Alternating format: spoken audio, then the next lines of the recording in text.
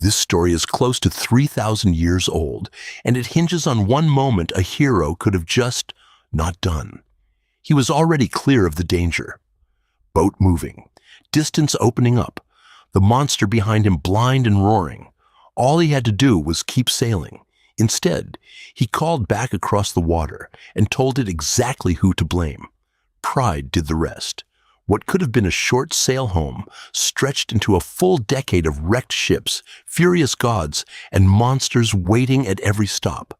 A dozen ships left the ruins of Troy behind him, packed with hundreds of soldiers. None of them would see home again. How does the sharpest strategist in the entire war end up being his own worst enemy for 10 straight years? It starts with a horse. Years of siege outside Troy's walls had gotten the Greeks nowhere. The gates stayed shut. The city stayed standing. Odysseus came up with something different. They dragged it in. We can't break these walls, so let's stop trying to break them and get them to open the gate themselves. With what? A gift too strange to leave outside, something they'll drag in with their own hands. That night, the city that had held for a decade fell in hours. Odysseus had his victory. Now he just needed to sail home to his wife and son. A short trip by sea. Instead, it swallowed 10 years of his life, and the very first stop is where it starts falling apart. A quick raid, a haul of loot, and an order to get moving before anyone came looking for revenge. Nobody moved. Back to the ships, now. His men stayed on the sand all night celebrating, and by sunrise, the people they'd robbed came back with backup. Over 70 men didn't survive breakfast.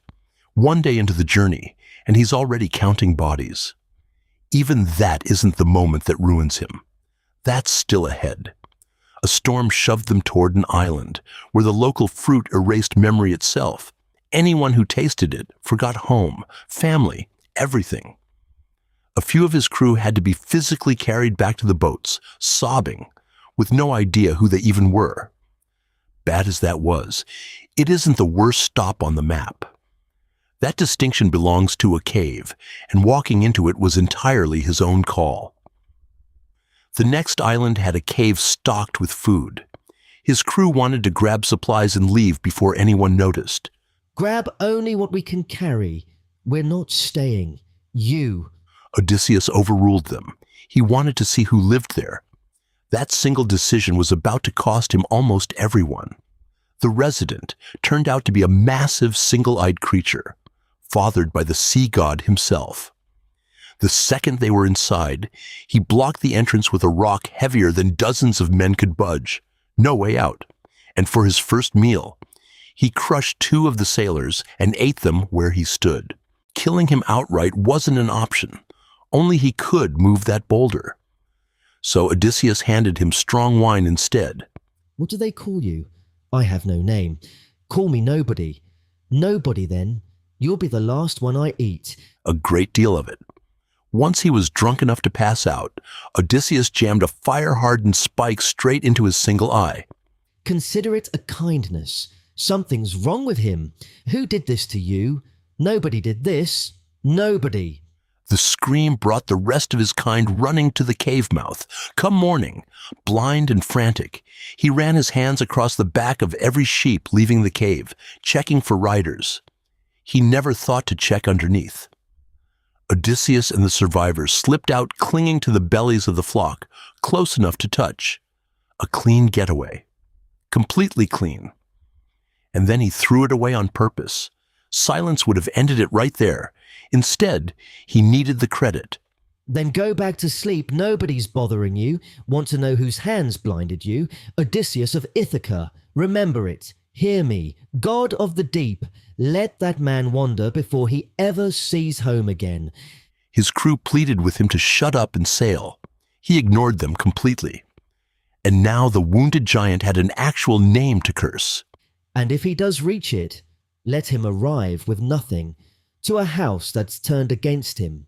Every word of it came true. From that point forward, the ocean itself became his enemy. One time, he came agonizingly close. A friendly king had sealed every dangerous wind into a single sack and sent a gentle breeze to guide him straight home. 9 days of smooth sailing later, his own island was visible on the horizon, and that's when exhaustion finally caught up with him. His crew had spent the whole voyage eyeing that sack, convinced it was treasure. They untied it. He's kept that bag sealed the entire crossing. There's gold in there, has to be. Every storm on the planet tore loose at once and hurled all 12 ships backward across the water they'd just crossed. Home turned to open sea again in a single afternoon. Things kept sliding downhill. A tribe of giants rained boulders down from the cliffs above their harbor, wiping out 11 of his 12 ships almost instantly. Only one vessel made it out, down to a single ship, and the trip is about to turn from dangerous to genuinely bizarre. The remaining crew landed on an island ruled by a sorceress, who welcomed a scouting party in for a meal and transformed every one of them into swine. Odysseus went in solo to undo it, and somehow ended up staying an entire year, while his wife waited at home with no idea whether he was alive or dead.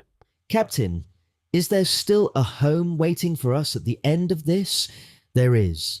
We'll get there. Before she'd let him leave, though, he had to do something the living aren't supposed to do. He sailed to the very edge of the world to consult a dead prophet who gave him a single warning. Hold on to that. Whatever you do out here, leave the sun god's cattle alone. Touch them. It comes back around. First, though, came the single most dangerous stretch of ocean in the ancient world. The sirens waited there, voices gorgeous enough to lure ships straight into the rocks.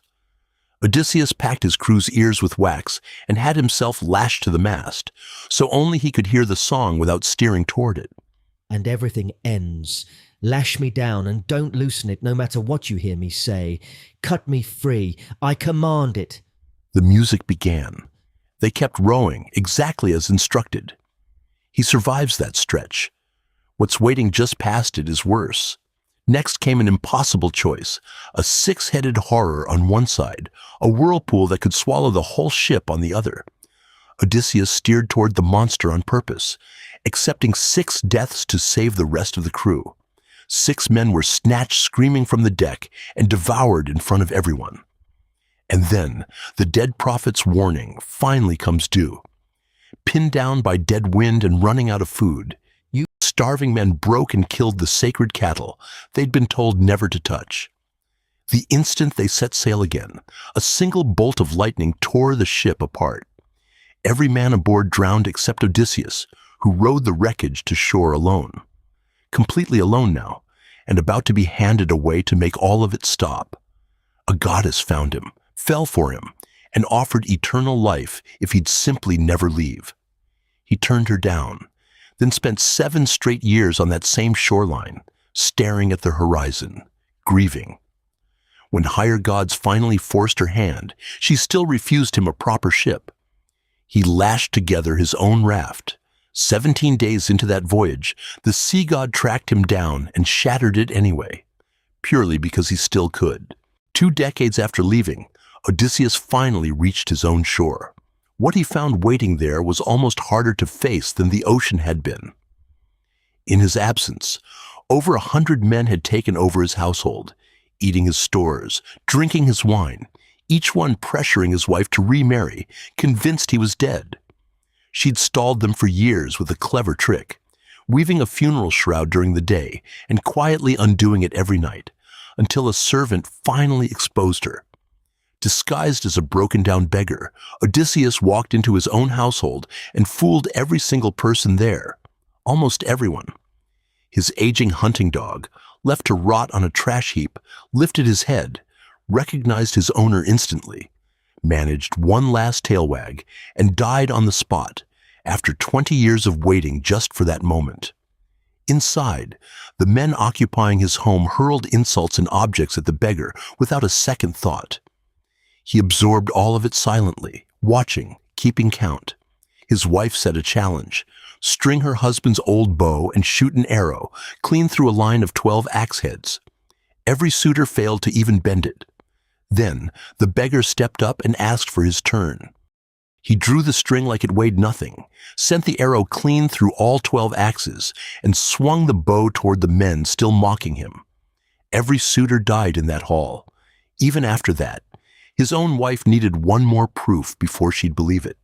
20 years is long enough to doubt anyone's return, so she told the servants to move their marriage bed out for their guests to use. No imposter could have known that detail. Nobody moves that bed. It was never built to move. I carved it around a living tree, roots still in the ground beneath this floor. Only 2 people breathing know that. 2 wars, a god's grudge, monsters, witches, a household full of enemies, and the whole ordeal ends on a man remembering the exact tree he once built a bed around. Being the sharpest person in the room doesn't protect you from being the most reckless one in it if you can't resist the urge to gloat.